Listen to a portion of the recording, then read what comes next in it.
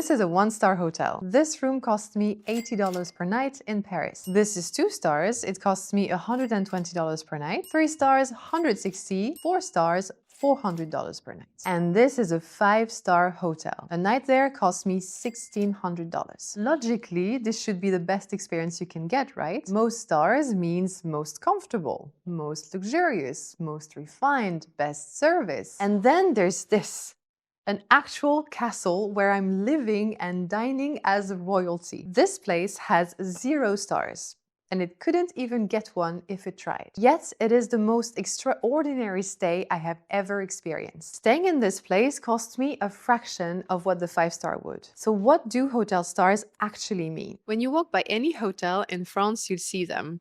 Those small plaques by the entrance. 1 star, 2 stars, 3. We immediately trust them. We assume they guarantee quality, that more stars means a better experience, and that this star system is universal. But none of that is entirely true, because hotel stars don't measure quality the way we as customers experience it, and they are far from universal. The star system does follow a certain logic. 1 star is the most basic level, basic hygiene, basic comfort, basic service. They're required to provide you with a bed, but don't expect to be comfortable because the minimum requirement for mattress thickness is 13 centimeters. And if you're lucky, you're gonna get a minimal of 1 electrical plug. This one even works. Daily cleaning and weekly linen change is mandatory. Basic sanitary products are available, but on demand. Also, this bathroom is shared. We just got upgraded to a 2-star hotel, which even though it's not a requirement, is actually quite pretty. It even has a small breakfast room that provides you with a continental setup. You get a better bed with a better structure and up to 18 centimeters of mattress thickness. At 2 stars, your bathroom is probably private, although it is not required by law. Overall, in a 2 stars, it feels like someone wanted you to stay more than 1 night. 3 stars is where most people stay. Our hotel now has a reception that is opened more than a few hours a day. Private bathrooms are now the standard, and amenities like toilet paper and towels are no longer on request. The bed is bigger and more comfortable, and the room itself offers much more space and much more natural light. We now have a nicer sitting area, a desk setup, and real storage for our belongings. A good breakfast is usually provided. The system seems clear. More stars equals more comfort, more services, more luxury. But here is where it starts to break. The hotel star system is not universal. What I just showed you was defined by Hotel Stars Union, the European system. Most other countries have their own system with different criteria. The US follows the Forbes Travel Guide system. They only rate 4 and 5 stars. They don't bother with non-luxury hotels. Which might make you wonder, wait, how are all these 3-star hotels in America getting their ratings then? Well, on sites like Booking.com, hotels often self-declare their rating. They submit their stars based on brand positioning, amenities, and competitor benchmarking. So a Holiday Inn might list itself as a 3-star because that's what people expect, but it's not an official rating. Then Booking validates these stars based on its own criterias like gym, pool, spa. None of this is standardized nor official, as opposed to Forbes or Hotel Stars Union. Booking also tries to pull star ratings from local tourism offices and chain classifications like Hilton, Marriott, Accor. So we have different star systems based on the country you visit, different ways of submitting the stars, and different ways of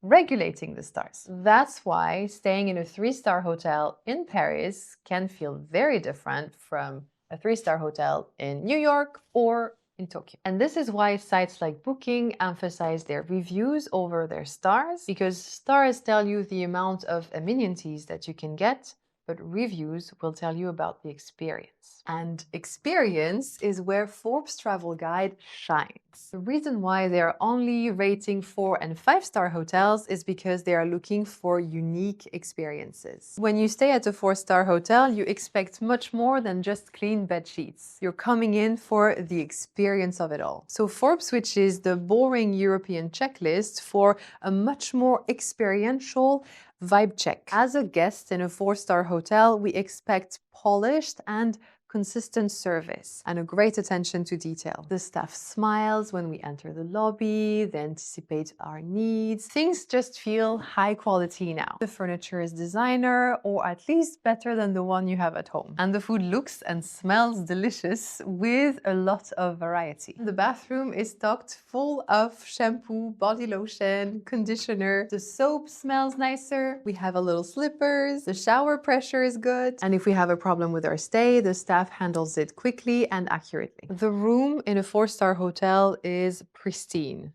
Nothing is worn, broken, or neglected. And our bed is very comfortable. Sleep is taken very seriously in a 4-star hotel, so we have also different types of pillows. We usually have a bathrobe and a tea and coffee station. There is either a gym or a spa of some sort, not a sad treadmill in a basement. At a 4-star level, I feel like I could stay for a while. But why stop there? A 5-star hotel has everything a 4-star had, but now everything is flawless. The staff has anticipated my arrival based on my flight details, and my luggage has already been carried upstairs. While I waited for them to finish my check-in, I was offered refreshments free of charge, and they even apologized for the wait, whereas I had a blast admiring the beautiful lobby. Experience is the alpha and omega of a 5-star hotel, and the staff is highly trained to provide an exceptional experience to every guest. In fact, they are trained to remember details about every guest in order for my stay to be as personal as possible. They will call me by my name, ask if my dog is coming, if I want to have the same driver as yesterday, if I want my usual menu order,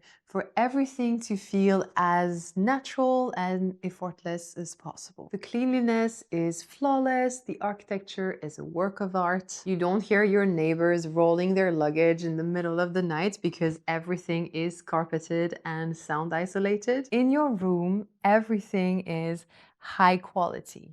It feels intentional, it is refined. You start seeing natural materials like brass, marble, natural wood, and the view from our room is over the park. The in-room dining also feels like a proper service, not just food delivered. Like with everything at this level, it is supposed to be an experience. The spa is amazing.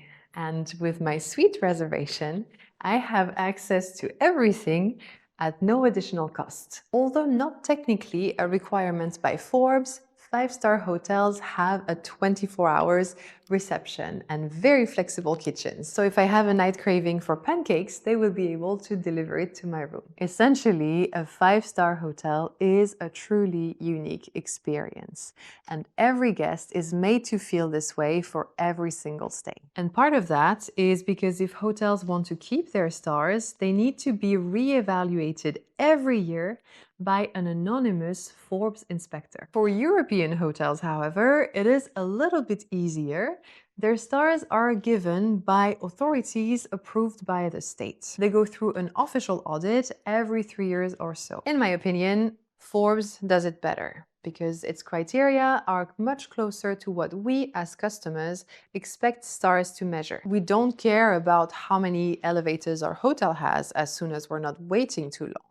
We don't care about how many plugs our room has as soon as we can charge our laptop or phone at the same time. What we care about is having a great overall experience and value for our money. But even a Forbes 5-star doesn't tell you the whole story. It doesn't tell you if your hotel is close to the beach or if you have to walk 10 minutes to get to it. It doesn't tell you about the loud construction next door, and it doesn't tell you how interesting or fun or safe the area you are staying at is. A hotel can meet every single requirement for 5 stars and still feel a bit generic because the staff is following systems, not generally happy to host you. And sometimes that can lead to a horrible experience.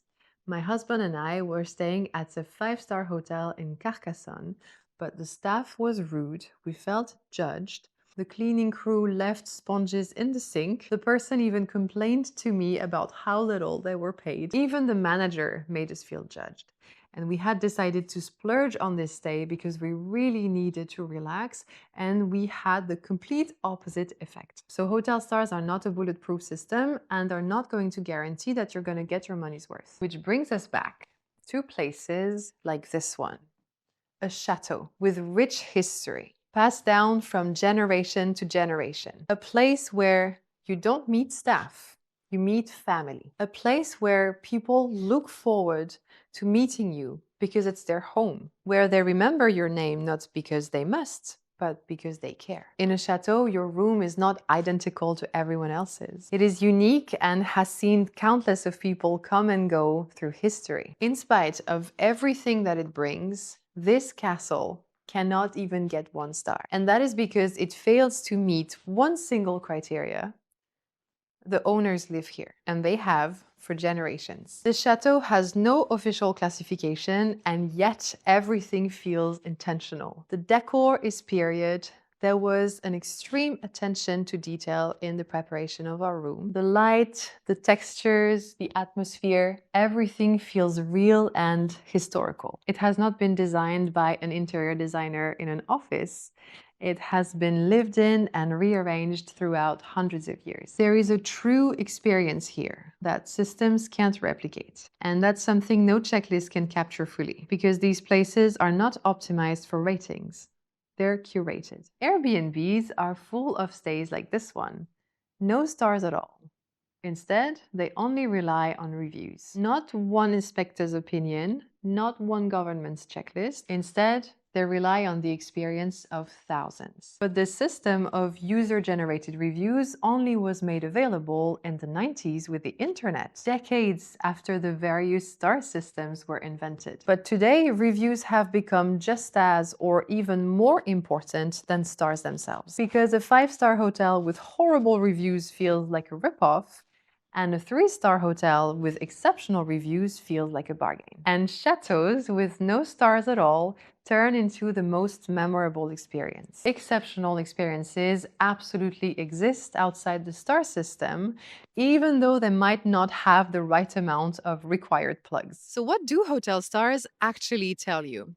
It will vary slightly depending on your country, but in general, they will tell you how comfortable your hotel is, how much service you can expect, and what kind of amenities you can get. And most of all, they help you reduce uncertainty, which is helpful. But a 5-star hotel in one region is not the same experience as a 5-star in another. In France, they even have their own system with hundreds of criterias, none of which is about the quality of experience, which is why there can be a certain disappointment when tourists come to France and don't get the quality of service they expect. This is where user reviews complete the picture and Google Maps gives you context for the surroundings. For example, Château de Boussel is located 15 minutes away from one of my favorite sites, Le Mont Saint-Michel, which is a UNESCO World Heritage, a castle on water, a medieval village, a fortress, unique in the world and an absolute must-see if you are coming to France. The Instagram profile of your hotel will also give you a lot of indication about the kind of experience you're going to get. Do you want something magical and whimsical?